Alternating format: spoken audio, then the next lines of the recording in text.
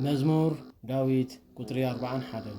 إيراب من جتات ماي كم ذفكر كمو نفسي نجزابير تفكر نفسي نابته ياو أملاك تتأمى الله معاس كبتصح قز أملاكيك معاس كريه ليتن معلتن نبعتي مقبوخنني كل جدي أملاك دا أبيالو يبوني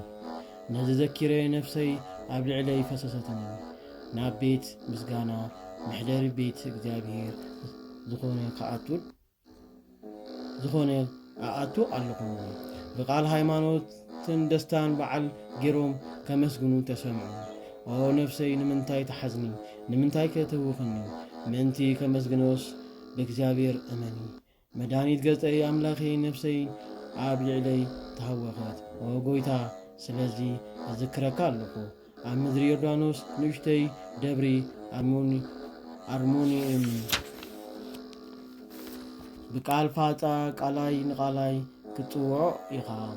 كل معبلكا مقودكا بالعلي حلفة እግዚአብሔር በመዓልቲ ይቕሬታ ይእዘዝ ብለይቲ ድማ ይነግር ነቲ ኣባይ ዘሎ ናይ ህይወተይ ልመና ንእግዚአብሔር ክህብ እግዚአብሔር አምላከይ ኢኻ ንምንታይ ትርስዓኒ ክብሎ ስለምንታይ ከተሓድገኒ ንምንታይ ብሕዙነይ ይመላለስ ጸላተይ ምሳጨንቁኒ ዕጥምተይ ድማ ክጥምዝዙኒ ኩሎም ጸላእተይ ክጠርፉኒ ከለቡ ኩሉ ጊዜ አምላካ ዳቤ አሎ ይቡኒ ነፍሰይ ንምንታይ ትሕዘኒ ንምንታይ ከተውኸኒ ምንቲ ከመስግኖስ በእግዚአብሔር እመኒ መድኃኒት ገጸይን አምላኬ መዝሙረ ዳዊት ቁጥሪ 42 ወጎይታ ንበደለይ ተመልኪታ ፍትሐለይ ካብቶም ካብ ጽድቂ ዝወጡ ህዝቢ ካብ ዓመፀኛ መታለልን ሰባ ድሕነኒ ንስኻ አምላኬ ሓይለይ ኢኻሞ ንምንታይ ተሓድገኒ ንምንታይ ብሕዙነይ ይመላለስ ጸላእተይ ምሳጨንቁኒ ብብርሃንካን ሓቅኻን ለኣኽለይ ብርሃንካን ሓቅኻን ለኣኽለይ ንሳተን መሪሕን ናብ ደብረ መቕደስካ ይወስዳኒ ኦ ጎይታ ናብ ቤትካ ድማ ናብ መሰዊኢ ናይ እግዚአብሔር ከኣቱ ንጉብዝናይ ደስ ናብ ዝብላ ዘበላ አምላኬ ኦ ንአምላኬ በበገና እመስግነካ ኣለኹ ነፍሰይ ንምንታይ ተሐዝኒ ንምንታይ ከተውኸኒ ምንቲ ከመስግኖስ በእግዚአብሔር እመኒ መድኃኒት ገጸይን አምላኬ መዝሙረ ዳዊት ቁጥሪ 43 ኦ ጎይታ በእዝንና ሰማዕና አቦታትና ድማ ነገሩና ኣብቲ ዝቀደመ ዘመን ኣብ ዘመኖም ዝገበርካዮ ኩሉ ኢድካ ንጸላእት ነቂላ ንዓቶም ተኸልካ ኣሕዛብ ሰቃይ ኣጽኒዕኻ ሰደድካዮ ንምድሪ ድማ ብኹናቶም ኣይኮኑን ዝወርሱዋ ቅልጽሞምን ኣይድሕኖምን ብጀካ የማንካ ቅልጽምካን ብርሃን ገጽካን ይቕረኢልካሎም ኢኻሞ ንጉሰይን አምላኸይ ንስኻ ኢኻ ንያዕቆብ ድሕነት ዝኣዘዝካሉ በኣኻ ንኹሎም ጸላእትና ክንዋግኦም ኢና ብጽልኢ ዝተላዕሉና ድማ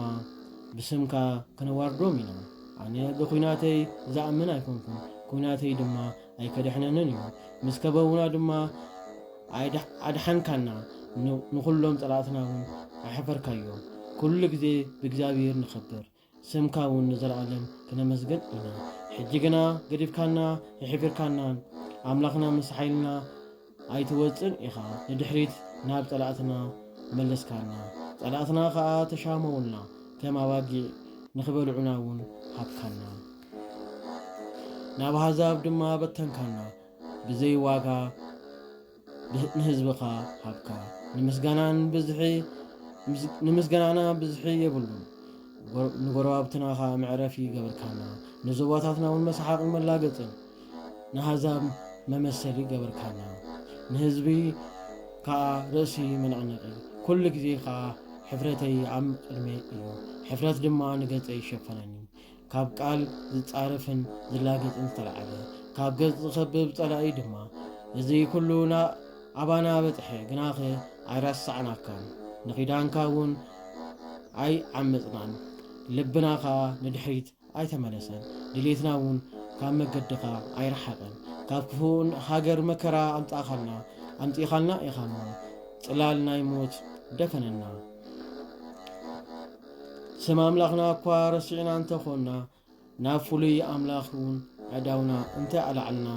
ነዚ እግዚኣብሔር ኣይሓስቦን ነበረ ንሱ ናይ ልብና ስውር ይፈልጥ እዩ ምእንተ ኩሉ ግዜ ይቐትሉና ስለ ዝነበሩ ከም ዝሕረዱ ኣባጊዕ ኮንና ኦ ጎይታ ንቓሕ ስለምንታይ ትድቀስ ተንስእ ንዘለዓለ ድማ ኣይትግደፈና ስለምንታይ ከገጽካ ካባና ትመለስ መከራ ሽግርን ተረሲዕና ነፍስና ድማ ኣብ ምድሪ ተዋሪዳ እያ ከርስና እውን ኣብ ምድሪ ተጣቢቓ ኣላ ኦ ጎይታ ተንሲእኻ ረዳኣና ምእንቲ ስምካ ድማ ረዳኣና መዝሙረ ዳዊት ቁጥሪ 44 ልበይ ሰናይ ነገር ገንፈለ ኣነ ድማ ግብረይ ንንጉስ እነግር ልሳነይ ከም ጸሓፊ ቀለም ጠብጠብ እናበለ ይጽሕፍ መልክዑ ካብ ደቂ ሰብ ዝያዳ ይጥብቕ ወለላ ካብ ከናፍርካ ፈሰሰ ስለዚ እግዚአብሔር ንዘለዓለም ባርከካ እታ ሓያል ንሰይፍካ ካብ حقوقها تعتق بدم قبعتك ملكع خان أقنعن تدالون نقسن كأ من انت حقن كنعنا لوهاتن كبرية مانكا خاء كمر حكايو حيلي فلاتاتك يتابعيهم أهزابات تحتي خايو دوقو ناب لبي صلاتو نغوس او غويتا منبركان زعالم عالم ايو بتري منغستخا بتر حق ايو حقنت فتخا عمق دما صلاخا سلازي እግዚአብሔር አምላክ ቀባአካ ካብቶም ከማኻ ዝበሉ ዝያዳ ናይ ሓጎስ ቀቢ ኣብ ግዳውንትኻ ከርበን ሽቱን ዝባድምን ዝኸበዱ ኣቅርንቲ ካብ ዘለዎም ካብኣቶም ዝያዳ ደስ እብለካ ኣለኹ ኣዋል ንግስቲ ንኽብርኻ እየን እታ ንግስቲ ብየማንካ ደው ትብል ናይ ወርቂ ክዳን ተኸዲና ተጓናጺፋን ጓለይ ስምዕን ረእይን እዝንኺ ጽን ኣብልን ኣዝማድክን ቤት ኣቦኽን ረስዒ ንጉስ መልክዕ ክፈቲ እሞ ንሱ ድማ ወይታኺ እዩ ኣዋልድ ጤሮስ እመሓ ሒዘን ይሰግዳሉ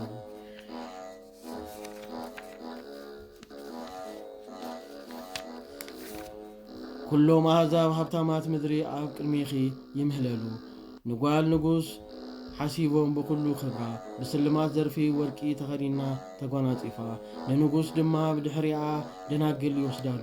ኣሕዋታ እውን ይወስዳልካ ብደስታ ብሓጎስን ይወስድዎን ናብ ኣዳራሽ ንጉስ ከዓ የእትውዎን ኣብ ክንዲ ኣቦታትኪ ውላድ ተወሊዱልኪ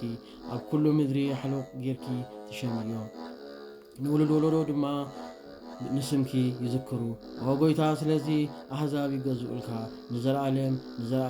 ዓለም ድማ መዝሙረ ዳዊት ቁጥሪ 45 ኣምላኽናስ ሓይልና ጸጋዕናን እዩ መከራ ምስ ረኸበና ድማ ፈጺሙ ንሱ ረዳኣና ስለዚ ምድሪ እንተ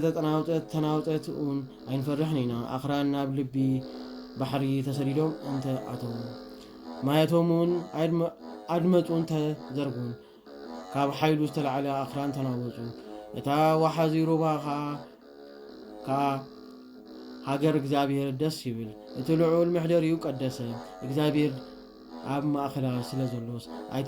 ኣይትህወኽን እግዚአብሔር ኣብ ቅድሚኡ ኮይኑ ይረዳኣ ኣሕዛብ ደንገጹ ነገስታት ከዓ ተመለሱ ነቲ ልዑል ምስ ሃበ ምድሪ ተናወጠት ወጎይታ ሓያላት ድማ ምሳና እዩ ኣምላኽ ያዕቆብን ጸጊዕና እዩ ግብሪ እግዚአብሔር ምንቲ ክትርእዩ ስምዑ ኣብ ልዕሊ ምድሪ ዝገብሮ ድንቂ ካብ ጫፍ ምድሪ ክርክር ይስዕር ኩናት ይሰብር ጦር ከዓ ይቅጥቅጥ ንብረት በረኻ በሓዊ የቃጽል ኣነ እግዚአብሔር ከም ዝኾንኩ ፍለጡ ኣስተውዕሉ ኣብ ልዕሊ ኣሕዛብ ምድርን ልዕል በልኩ ወይታ ሓያላት ምሳና እዩ ኣምላኽና ያዕቆብን ጸጋና እዩ